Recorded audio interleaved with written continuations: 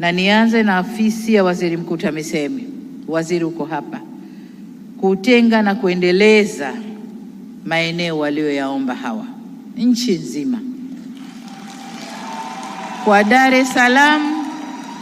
Dar es Salaam nimemwachia mkuu wa mkoa wa Dar es Salaam akusaidie kazi hiyo, lakini kwa nchi nzima wasiliana na wakuu wa mikoa na wilaya ili waweze kutenga maeneo mazuri ya kazi za mama lishe na baba lishe, lakini vile vile kuwapatia miundombinu bora kwa shughuli zao.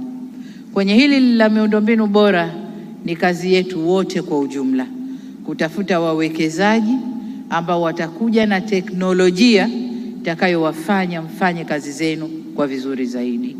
Tunaposema upishi safi au clean cooking, ina maana sehemu mbili.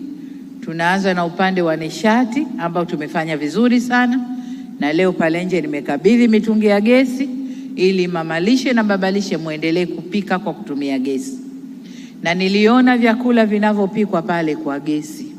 Kwa hiyo haya ndio maendeleo tunayotaka. Hakuna moshi, hakuna kukohoa, hakuna kutoa machozi. Nimewakuta wanageuza tu, mambo yanakwenda vizuri pale. Eneo la pili ni kwa Wizara ya Afya. Agizo langu ni kwamba waendelee kuimarisha mikakati ya utoaji wa elimu ya lishe na usalama wa chakula kwa mama na baba lishe ili kulinda afya ya walaji na kuimarisha viwango vya huduma zinazotolewa. Kwa hili ni kwa Wizara ya Afya. Naomba waziri linote kwamba hili ni agizo langu kwa wizara hiyo. Eneo la tatu ni kwako tena, Waziri wa Maendeleo ya Jamii, Jinsia, Wanawake na Makundi Maalumu, kwa kushirikiana na mamlaka nyingine za serikali, taasisi za kijamii na sekta binafsi, kuweka utaratibu wa kutoa mafunzo ya ujasiriamali na usimamizi wa mitaji ya mama na baba lishe ili waweze kufanya shughuli zao kwa tija. Mafunzo ni muhimu.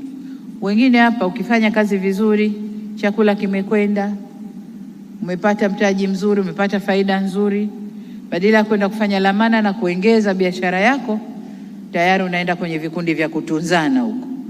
Unakwenda kutunza uonekane wewe bingwa, umetunza zaidi kuliko wengine. Hiyo haiwaletei tija, ndugu zangu. Imarisha biashara yako. Imarisha biashara yako, starehe zitakuja baadaye, lakini kwanza biashara yako.